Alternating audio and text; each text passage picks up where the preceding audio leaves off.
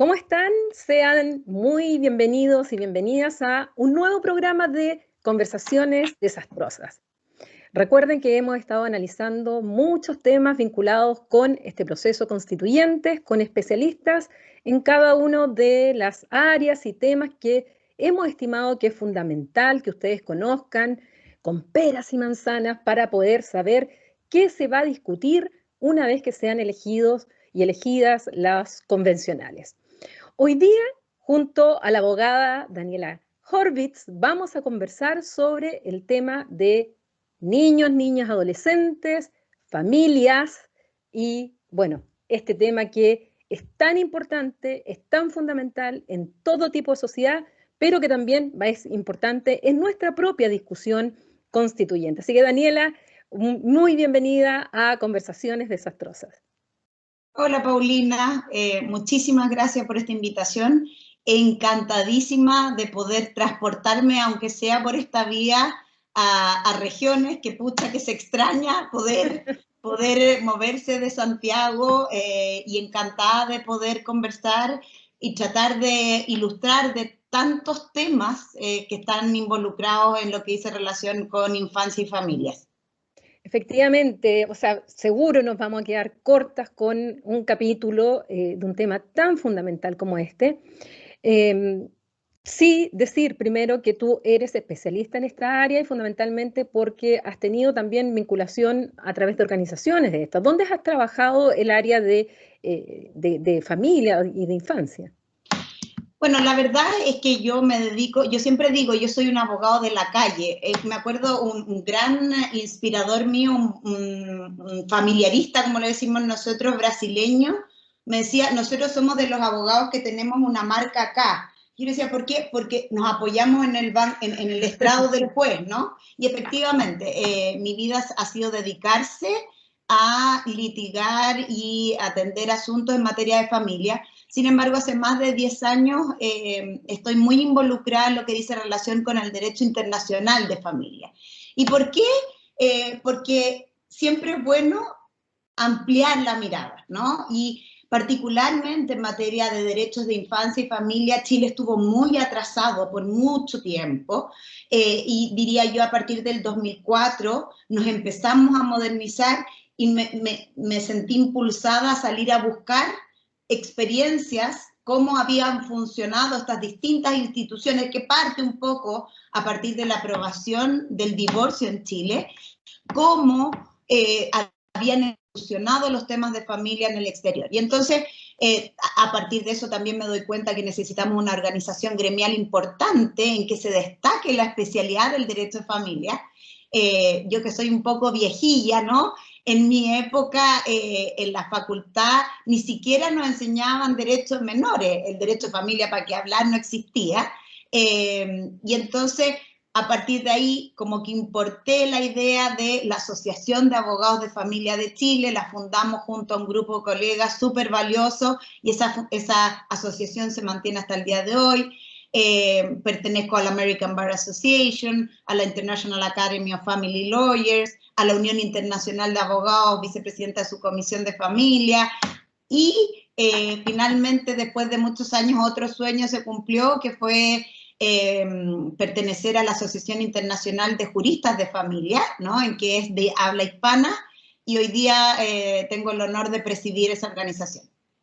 Ahora con todo este bagaje, tanto nacional como internacional, y además, como tú dices, en la calle, viendo los casos de verdad que tiene la gente común y corriente en estos temas, que va desde pensiones, va desde las situaciones de los tantas que hemos visto en la televisión, de niños, niñas, adolescentes, además con este tema que la sociedad va cambiando, las amenazas también van cambiando respecto a lo que es la protección de niños, niñas y adolescentes.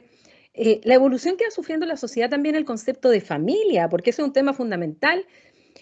En este proceso constituyente, ¿cómo podríamos conversar o qué áreas tú dices que podríamos ir abordando para que la gente entienda que esto que tú señalas sí está vinculado al proceso constituyente, que sí en la Constitución deben incorporarse o eliminarse o interpretarse de distinta manera determinados conceptos? Y para que la gente entienda por qué es tan importante esto que es tan directo para todas las personas que nos están escuchando. Escucha, amplia tu pregunta, hay varios comentarios que hacer al respecto. Lo primero es que efectivamente yo siempre he dicho que el derecho de familia probablemente es el derecho más democrático de todos. A través de la vida de una persona, la posibilidad que tenga que interactuar con alguna rama del derecho de familia es muy alta, ¿no?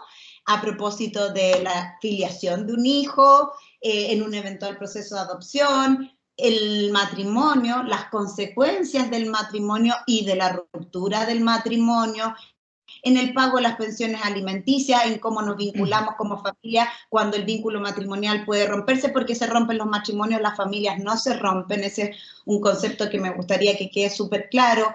Luego ya vienen las responsabilidades y el deber de protección con nuestros adultos mayores, también es materia regulada por el derecho de familia. Y finalmente la muerte, ¿no? Y, por cierto, también todo lo que dice relación con las discapacidades. Entonces, es un área que atraviesa la vida de todo ser humano, ¿no? Y en ese mismo sentido, no puede no estar sumamente consagrado en esta nueva constitución. Este proceso constituyente nos ha permitido a todos los ciudadanos desde sus áreas de interés y de expertise volver a soñar con cómo esta vez lo hacemos mucho mejor, cómo recogemos aquello que no nos resultó tan bien o aquello que detectamos en todos estos años ha sido la cortapisa para una mejor evolución social, personal, como familia, como grupos intermedios, etc. Y particularmente yo diría que tenemos una deuda tremenda con lo que es la infancia, con niños, niñas y adolescentes. Y si bien diría que con todos ellos, muy especialmente con la infancia vulnerable y vulnerada, ¿ya? Por eso, a pesar de que muchos dicen, bueno, qué más consagración, ¿no? Que decir en el artículo 1 de la Constitución que la familia es el núcleo fundamental de la sociedad y que es deber del Estado proteger a la familia. Lo que pasa es que no necesitamos reconocimiento, necesitamos garantías. Y por eso, a pesar de que Chile ha suscrito la Convención de los Derechos del Niño y nos encontramos obligados a todo el articulado, todas las normas que comprende la Convención de los Derechos del Niño, en la medida en que no garanticemos esos derechos, sigue siendo, por decirlo de alguna manera, en términos muy simplificados, literatura y no derechos propiamente tal. Cuando uno tiene un derecho pero no lo puede exigir y nadie me lo garantiza, la verdad es que es simplemente una consagración romántica. Yo esperaría que en esta nueva Constitución, primero, simplemente constatemos un hecho. Aquí no podemos seguir hablando de la familia, Paulina, porque este país se conforma de muchos tipos de familias y todos esos tipos de familias requieren reconocimiento, dignidad y protección. Porque cuando uno protege las familias, lo que en realidad protege al final del día, ¿no? Es esa unión amorosa que se produce, que fortalece el tejido social y cuando hay niños, por consecuencia, protege a esos niños que están dentro de ese grupo. Entonces no podemos dejar a nadie afuera, al contrario, tenemos que incorporarlos a todos. Ahora, en ese sentido, para que quienes nos escuchan, por una parte son las normas fundamentales que están en la Constitución y después viene toda la legislación que debe ir en el sentido de esa Constitución. Entonces, ¿cuál sería el efecto que tendría que la Constitución hablara de familias y después viéramos eso reflejado en la legislación, desde cambios, qué sé yo, al Código Civil, a otras normas que dicen relación con ese cambio de concepción de que no hay una sola familia, sino que hay varios tipos de familia y todas son dignas de protección? Voy a poner un ejemplo, voy a tratar de ser concreta para que se pueda entender justamente esto que tú me dices. Si nosotros en la Constitución hablamos de las familias, ¿no? Entendemos que familia no se conforma única y exclusivamente por un matrimonio entre un hombre y una mujer que pueden y están en condiciones de procrear, ¿no? Lo ampliamos, decimos, bueno, este concepto puede abarcar mucho más que este concepto original o histórico, ¿ya? Y en ese sentido, entonces, voy a una norma que la mayoría de la gente alguna vez en su vida ha escuchado hablar. Por ejemplo, la declaración del bien familiar, ¿no? Tú sabes que solamente puede pedir que se declare bien familiar aquel inmueble que servía de residencia principal a la familia, él o la cónyuge. O sea, eso quiere decir que cuando existió, por ejemplo, una convivencia de larga data, ¿no? Una pareja que ha vivido 15 años juntos, que tiene 2, 3 hijos, aquel que se queda en esa casa y que no tiene derecho de dominio sobre esa casa, no puede pedir la protección para ese grupo familiar, salvo en cuanto haya existido matrimonio entre esos adultos. Y yo digo, ¿por qué hacemos esa discriminación entre hijos nacidos dentro y fuera del matrimonio para una cosa tan esencial como proteger la vivienda y el hogar donde además han venido viviendo y desarrollado su vida hasta el momento de la ruptura de la pareja? Entonces, cuando ampliamos el concepto desde nuestra Carta Magna, se descuelga de allí hacer toda una legislación coherente hacia abajo, ¿no? Hacia todas las normas que regulan instituciones como el bien familiar, el matrimonio, el cuidado personal de los hijos, el deber de cuidado con los adultos, etc.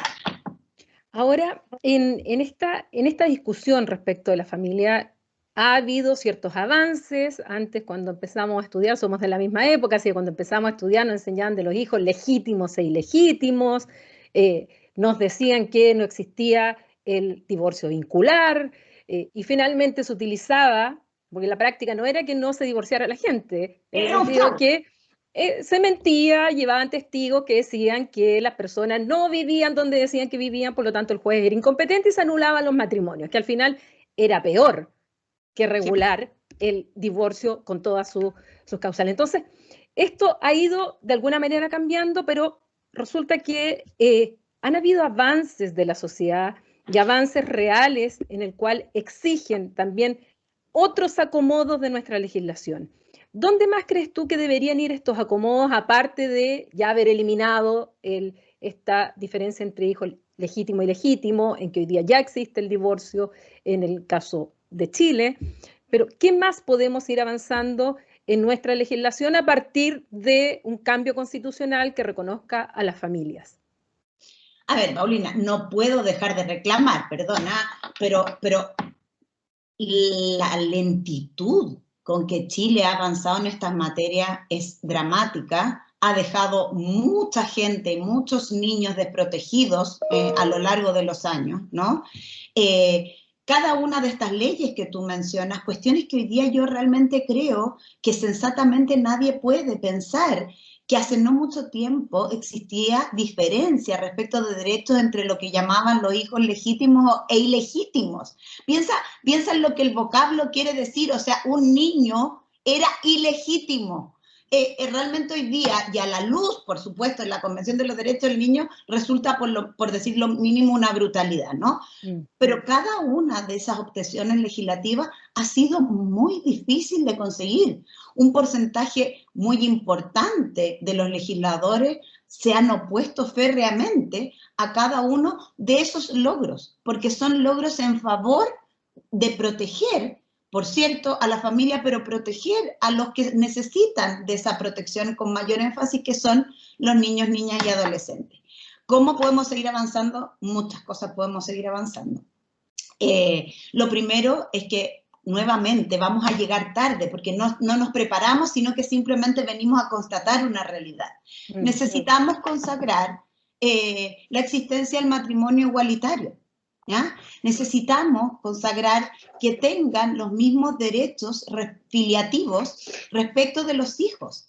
Hoy día estamos cegándonos frente a realidades. Hoy día las parejas homoparentales tienen hijos y lo único que hacen al negar ese reconocimiento es que haya niños menos protegidos legalmente, que en vez de poder exigir sus derechos de 2 personas puedan exigirlo respecto de una, y que frente a una ruptura queden cuncos, ¿no?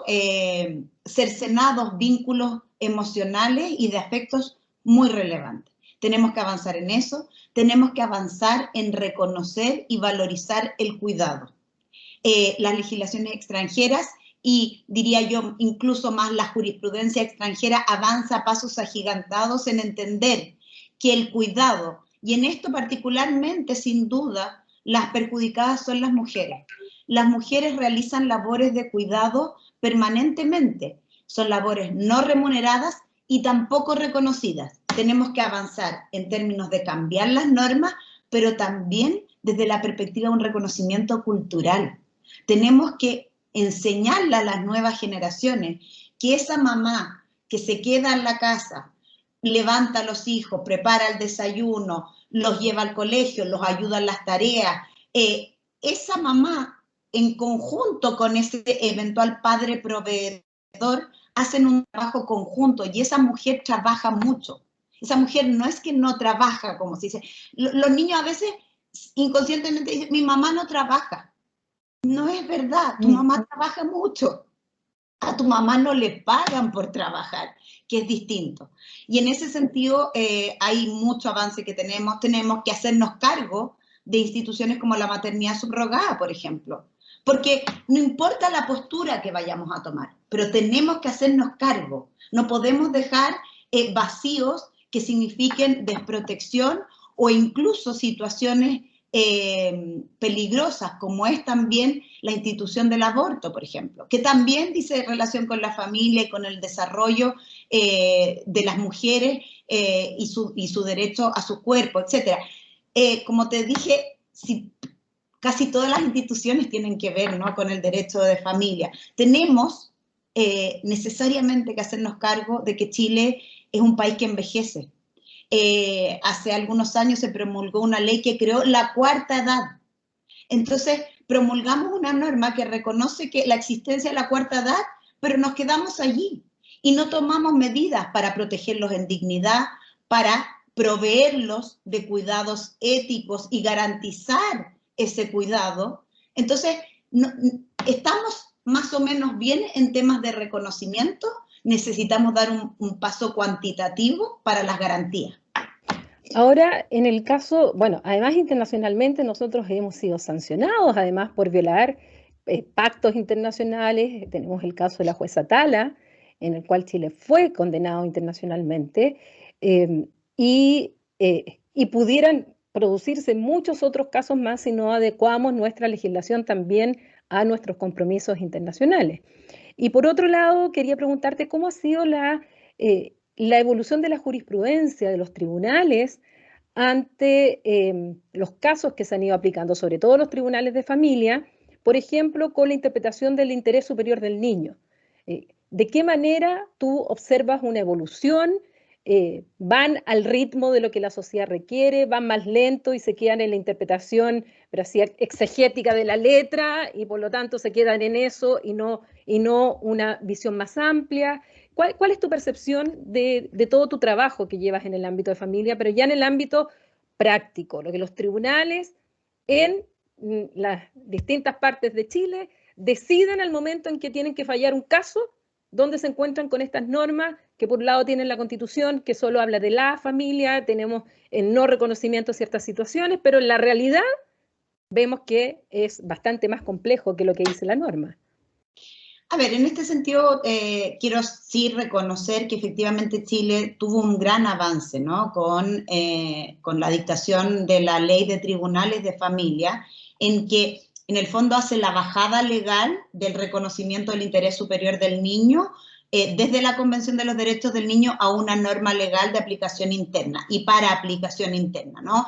Entre los principios de la Ley de Tribunales de Familia, efectivamente está la obligación para cada juez de familia de fallar siempre tomando en primera consideración el interés superior del niño.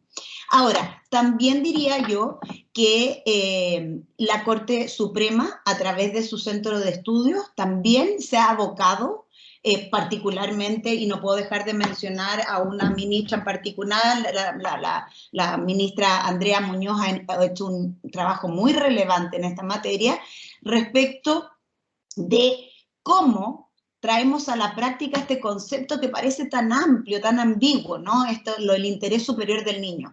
¿Quién define el interés superior del niño? ¿Todos los niños tienen el mismo interés superior? ¿Quién es la voz del niño? Y eso quiero que volvamos después, ¿no? Respecto de la defensa del niño en juicio, pero particularmente respecto a esto del interés superior, la Corte Suprema hace un estudio, ¿no? En que hace un análisis, un barrido de sentencias y le sugiere, ¿no? Es como una especie de guías prácticas, que tú lo conoces muy bien, se usa mucho en materia de aplicación de tratados internacionales, de decirle a los jueces, mire, cuando usted tenga que considerar el interés superior del niño, considérelo desde el momento del inicio de cualquier asunto y hasta su término, en materia sustancial, o sea, en la resolución del fondo del caso, pero también en materia procesal. ¿Y qué quiere decir esto, considerarlo en materia procesal? Porque en los niños 1 mes, 6 meses es mucho tiempo. Y por lo tanto, que la justicia de familia sea veloz, ¿no? Y llegue a tiempo a resolver el conflicto, es casi tan importante como lo que resuelve en el fondo.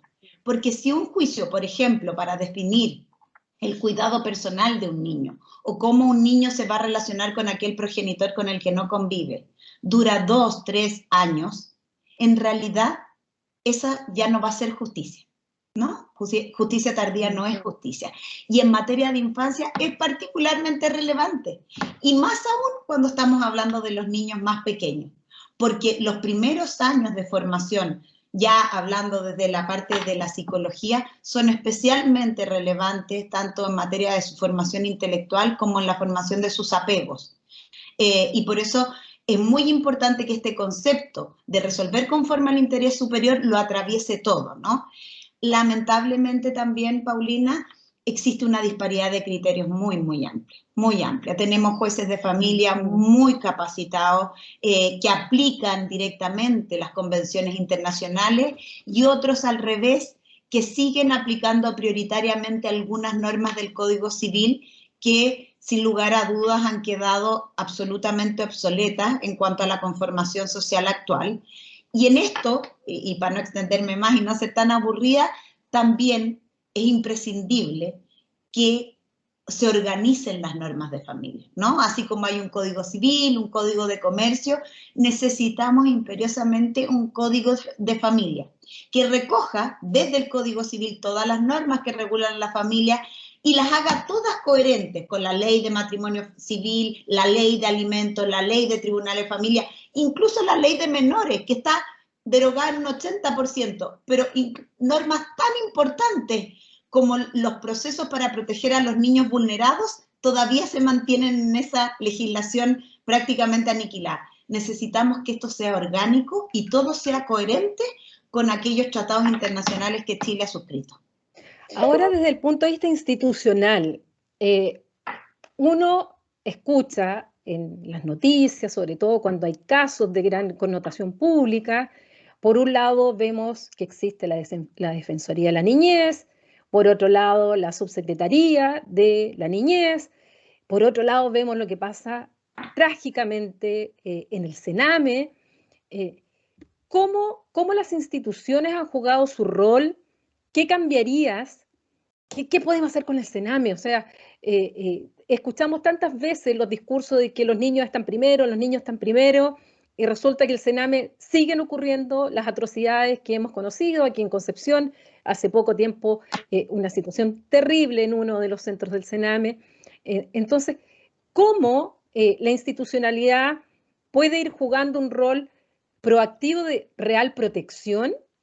Y no que al interior de ella se cometen incluso situaciones de abuso y situaciones en las cuales quedan en la más absoluta indefensión justamente aquellos niños y niñas y adolescentes en los cuales deben ser protegidos por esas instituciones. ¿Qué hacer? ¿Cómo ves tú la parte institucional y la práctica, en definitiva? A ver, efectivamente, como tú dices, yo creo que aquí no puede haber ninguna voz disidente respecto al diagnóstico, ¿no? Como Estado de Chile le hemos fallado a los niños vulnerados. sin lugar de dudas. No creo que haya nadie hoy día que se atreva a levantar la voz respecto de aquello. Esto parte, ¿no?, con lo que se ha denominado el informe Heldrich, en que una jueza de familia, haciendo un recorrido por los lugares de internación de niños vulnerados, detecta toda esta serie de irregularidades, vulneraciones y comisión de delitos respecto de estos niños, ¿no? Entonces, es tan brutal que el sistema saca al niño desde un determinado grupo familiar porque ha sido vulnerado y lo pone al alero y protección del Estado, donde vuelve a ser vulnerado, si no más vulnerado que antes. Yo creo que hay que quedarse harto con esa imagen cuando hablemos respecto de esta materia, para poder entender lo grave que es. Y a pesar de tener ese diagnóstico ya hace 10 años, diría yo, o por ahí, hemos sido nuevamente sancionados de alguna manera o llamados la atención por las Naciones Unidas, señalando que no hemos evolucionado en la dirección correcta, ¿no? Y si bien ahora se ha sustituido el CENAME como tal, yo diría que aquí falta muchísimo por avanzar. ¿Y por qué? Porque vuelvo, Paulina, a lo que te señalaba al principio, porque nosotros necesitamos una ley de garantías integral, ¿no?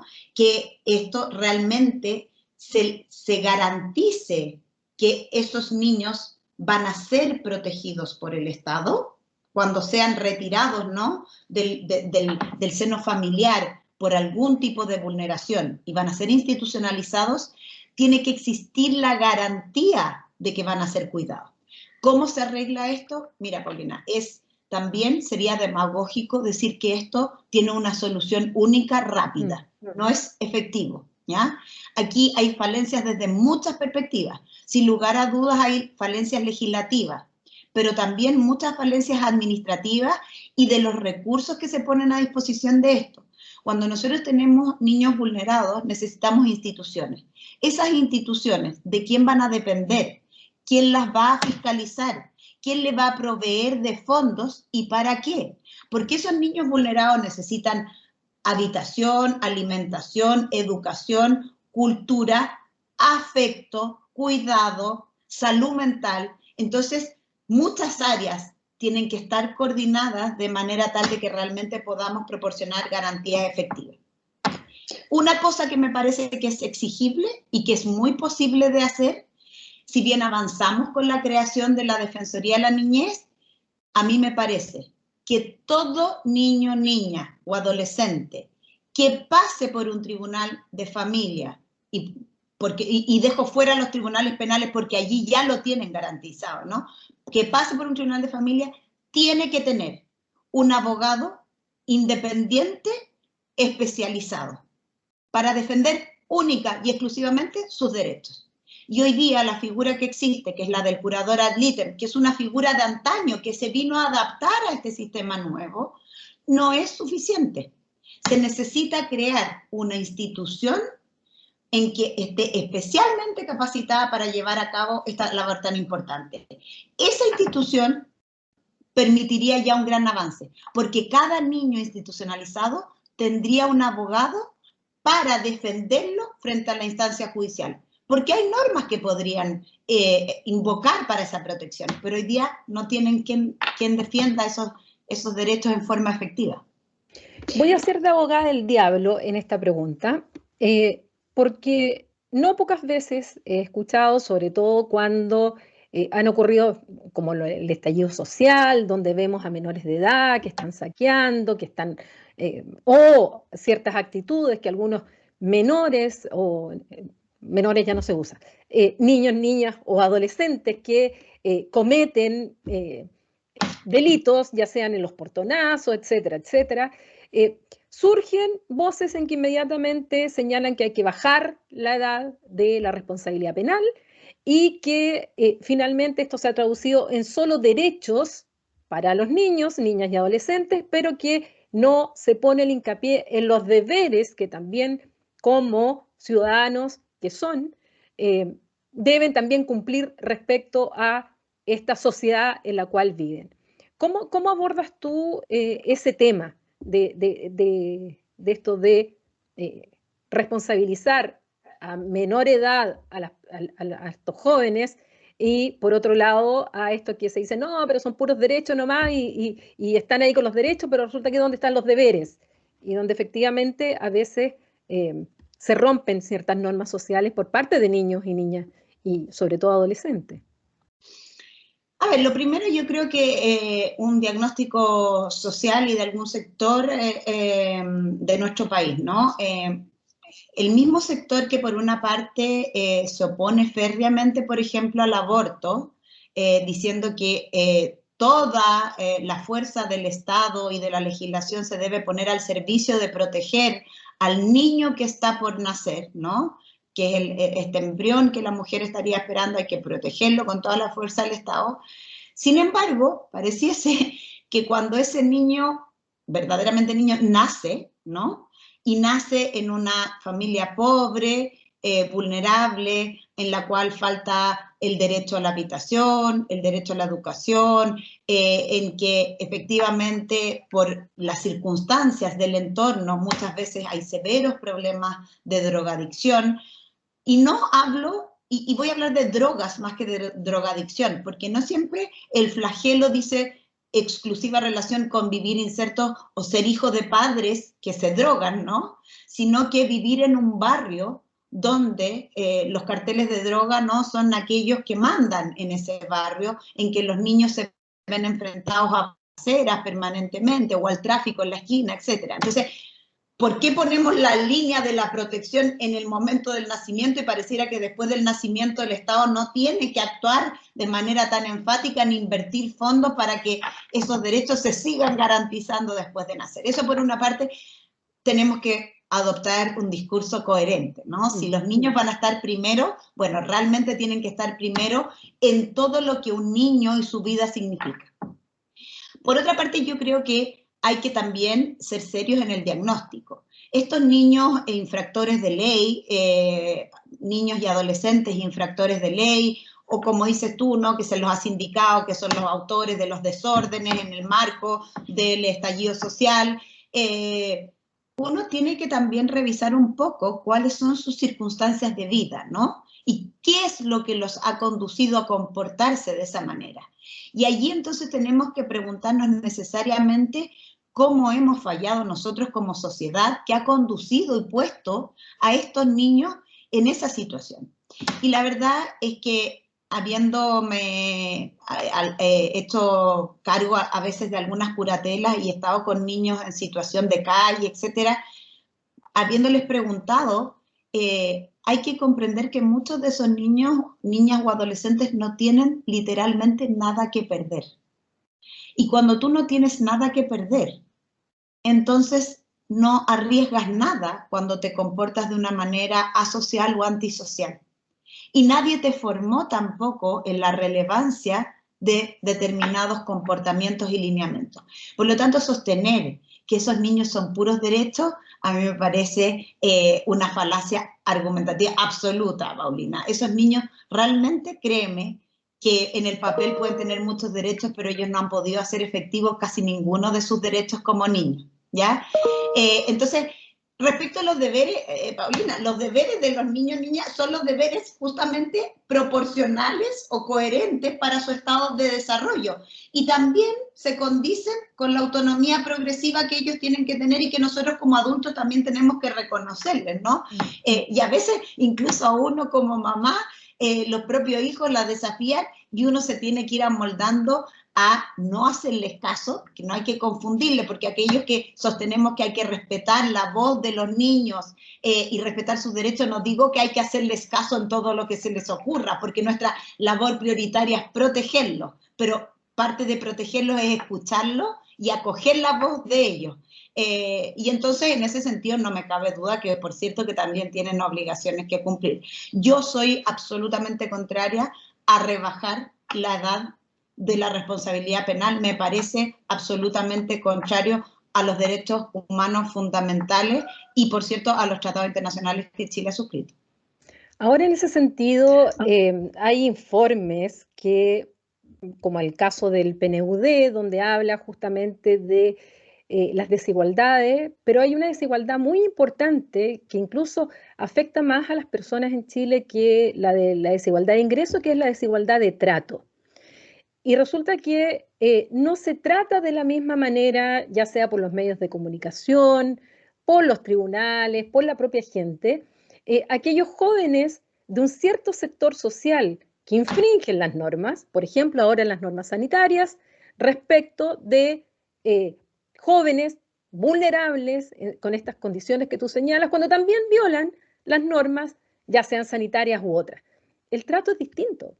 O sea, no es lo mismo, o a veces los medios de prensa, cuando se trata de la vulneración de ciertos derechos de niños o niñas, de, de poblaciones mucho más vulnerables, socioeconómicamente más bajas, vemos los matinales llenos de que no tienen ni un problema en mostrar las imágenes, nombres y todo, pero cuando eso ocurre en sectores altos, se ponen las iniciales, se pone mucho cuidado, muchas veces no se aborda de la misma manera. Entonces, aquí también hay un tema de trato, de desigualdad de trato, cuando son unos u otros. Algunos se ganan incluso portadas en algunos medios para explicar por qué hicieron una fiesta violando la cuarentena, o por qué trataron mal a unas personas cuando en la playa le dijeron que se pusieran las mascarillas. Pero resulta que eso no se hace con niños que están muchas veces expresando toda esta frustración, toda esta falta de esperanza, toda esta sociedad que finalmente están fuera de la sociedad, están en un sector que están segregados absolutamente de todo lo que ven avanzar respecto del resto, pero ellos no. ¿Qué opinas tú también de eso, dentro de cómo es esta sociedad chilena y que debemos justamente cambiar? Mira, yo creo que hay un ejemplo brutal respecto a esta materia, ¿no? Yo creo que a todo el mundo, de alguna manera, lo ha escuchado, el niño que lo denominaron el cizarro, ¿no? Un niño que era un niño, era un niño, que fue estigmatizado desde su más tierna infancia, ¿no? Como un delincuente. Un niño que fue estigmatizado como un delincuente. Me tocó conversar la semana pasada por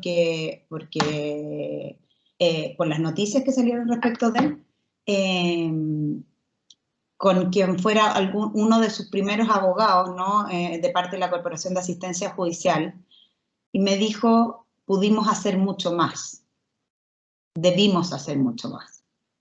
Efectivamente, aquí hay no solamente una desigualdad brutal, Paulina, en el trato de parte, tanto como tú dices, ¿no? Cuando se infringe la cuarentena a través de una fiesta en Cachagua, finalmente un medio de prensa lo pone en portada con una mochila cargando un perrito, y ese ni siquiera era un niño, en realidad ese era un adulto, pero como infantilizándolo un poco, dándole razones plausibles, de alguna manera humanizando la falla y la falta y el delito, por cierto.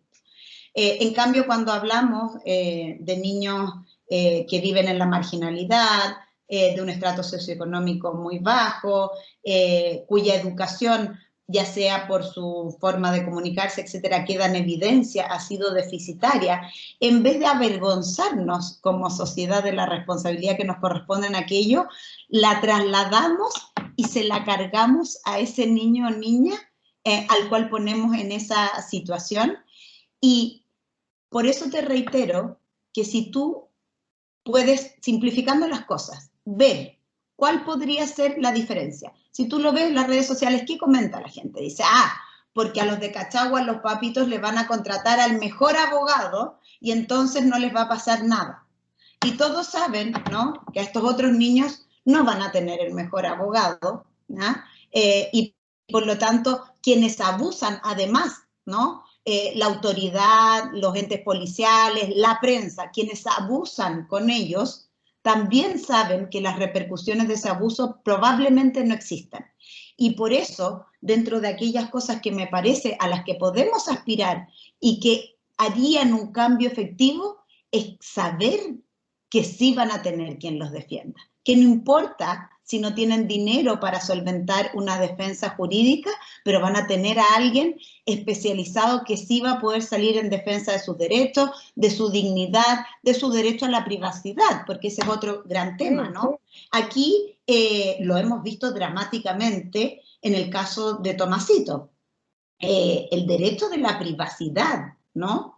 Respecto de ese drama ha sido absolutamente vulnerado, y no solamente respecto, bueno, lamentablemente de Tomás, que ya no está, sino de muchos otros niños, ¿no? De ese mismo ambiente, y lo hemos visto no esta vez, lo hemos visto muchas veces. Entonces, claramente estamos fallando en un trato igualitario esencial en materia de infancia. Ahora, para terminar, Daniela, ¿tú qué consejo le darías a quienes están postulando a ser constituyentes para el momento en que aquellos que sean elegidos y elegidas, las 155 personas que van a tener que redactar este texto constitucional, qué tips les darías tú? ¿Qué consejos, qué les dirías? Fíjense en esto cuando vean o traten el tema respecto a infancia y familias. Bueno, en primer lugar, como partimos diciendo, yo creo que las palabras construyen realidades, y me parece muy relevante que partamos constatando la diversidad. Y no solamente la constatemos, sino que la celebremos y la reforcemos, ¿no? Y por eso quizás ampliar el concepto a las familias es una buena manera de partir en el artículo primero, dando esa señal, ¿no? En segundo lugar, que ponga mucha atención entre la diferencia entre constatar y declarar derechos y garantizarlos. En materia de infancia es imprescindible que el Estado se haga cargo de ser el garante de que efectivamente esos derechos se garantizan y por lo tanto pueden ser reclamados y exigidos. En otro sentido, es bastante más complejo, y será discusión, por cierto, de quienes sean electos constituyentes, pero me parece que tiene mucho que ver con el rol actual de este Estado subsidiario. ¿Por qué me dice, bueno, pero qué tiene que ver eso, no, con el derecho de familia? Probablemente. Y yo te digo que tiene mucho que ver, por ejemplo, con un tema que ha estado en boga, como es el tema de los derechos, del derecho a los alimentos, ¿no? Este retiro del 10% dejó en evidencia aquello que los abogados de familia sabemos hace mucho tiempo, que es las cifras brutales de incumplimiento en el pago de las pensiones alimenticias. Brutales, porque significa entonces que hay una gran cantidad de niños y niñas y adolescentes en este país que no reciben de parte de su progenitor aquello que les resulta mínimo y ya establecido para su correcta subsistencia, y que nadie ha sido capaz de ejecutar aquello que ya está establecido. Esto, Paulina, hay que tener en consideración cuando todos leen las noticias respecto a los incumplimientos en materia alimenticia, piensen que es solamente respecto de aquellos que está determinada la prestación. Imagínense respecto a todos aquellos que ni siquiera han ido a reclamarlo a un tribunal todavía, ¿no? Y entonces, el Estado subsidiario que tiene que ver con esto, ¿no? Es que si entendemos el derecho de alimentos, como lo ha propuesto de una manera muy, muy inteligente una jueza de familia, como un derecho humano fundamental, ¿no? Eso no puede estar entregado únicamente a los particulares. Y el Estado tiene que encargarse de garantizarlo.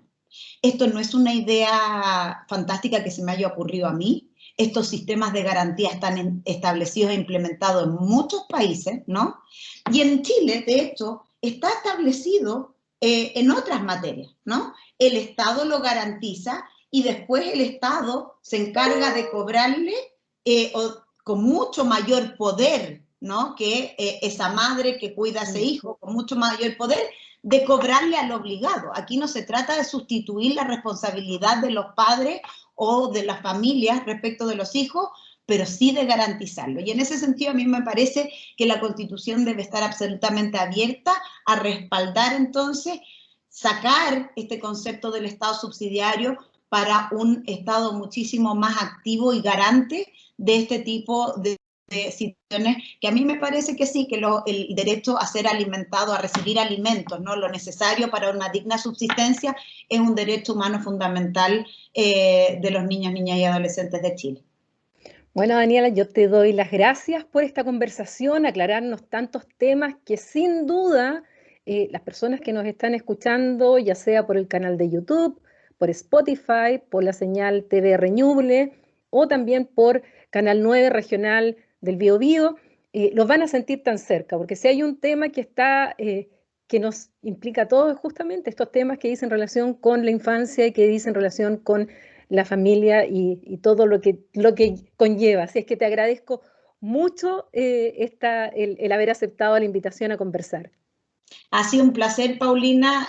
Ojalá, como dices tú, hubiésemos podido conversar de tantos, tantos temas más que involucran estas materias y muy esperanzada. Yo creo que corren buenos tiempos para poder soñar en mejoras estructurales y qué mejor que soñar con nuestros niños que sean el futuro de este país y que le den un nuevo rostro y una nueva calidad de vida a todo este Chile. Gracias, Daniel, y gracias a ustedes que nos han escuchado en un nuevo capítulo de Conversaciones Desastrosas y nos veremos muy pronto en otros temas y abordando otro de los aspectos que son fundamentales que toda la ciudadanía conozca para comprender lo que es el proceso constituyente, que es aquello que va a comenzar ya una vez elegidos nuestros 155 representantes que van a redactar la nueva Constitución. Por lo tanto, me despido y nos vemos en un próximo capítulo.